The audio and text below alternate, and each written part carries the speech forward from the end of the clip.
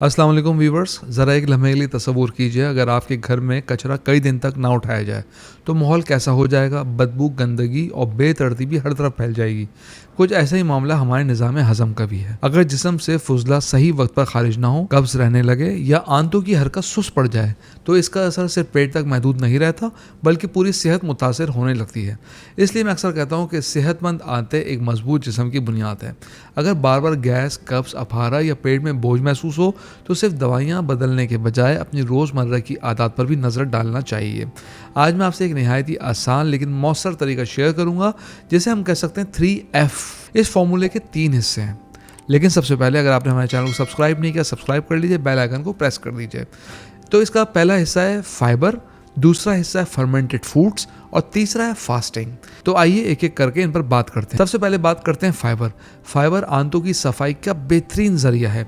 ये खुराक को बेहतर अंदाज में आगे बढ़ाने में मदद देता है, कब्ज़ के इम्कान को कम करता है और खुशकिस्मती से हमारे ऐसी बहुत सी ग़िज़ाएँ आसानी से दस्तियाब हैं जिनमें फ़ाइबर बहुत ज़्यादा होता है। रोज़मर्रा की सैलड में खीरा, टमाटर, बंद गोभी, शिमला मिर्च, दीगर सब्जियां शामिल की जा सकती हैं। इस तरह मौसमी फल भी फ़ाइबर का बहुत अच्छा ज़रिया है।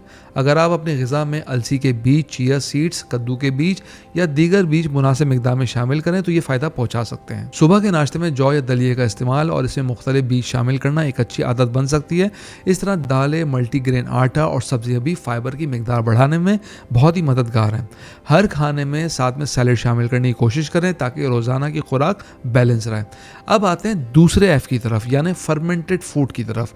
ये वो ग़िज़ा हैं जो कुदरती तौर पर मुफीद बैक्टीरिया या इनकी अफजाइश के लिए साजगार माहौल फराहम करती हैं। मिसाल के तौर पर दही और इससे बनी लस्सी कई लोगों को रोज़मर्रा का खुराक का हिस्सा होती है। मुनासिब मिकदार में इस्तेमाल की जाए तो ये निज़ाम हाज़मा के लिए फ़ायदेमंद साबित हो सकती है। कुछ घरेलू तरीके से तैयार किए गए अजाब भी फर्मेंटेड ग़िज़ाओं में शुमार किए जाते हैं, ताहम इनका इस्तेमाल एतदाल के साथ करना चाहिए, ख़ास तौर पे जिनको तेज़ाबियत का मसला हो या नमक का इस्तेमाल में मना हो।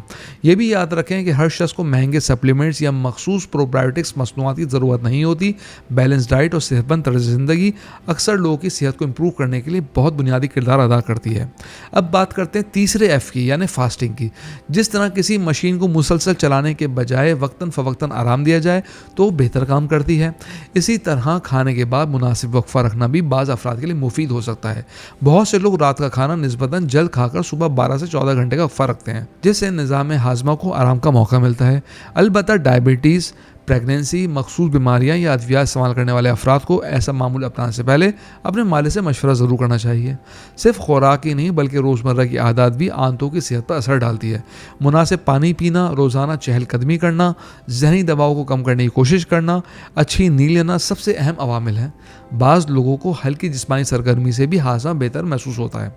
एक और अहम बात यह है कि हर मसले का हल खुद से दवाइयाँ खाना नहीं।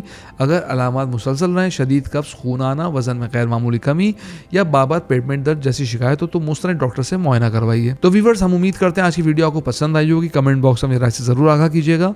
अगली वीडियो तक के लिए अल्लाह हाफ़िज़।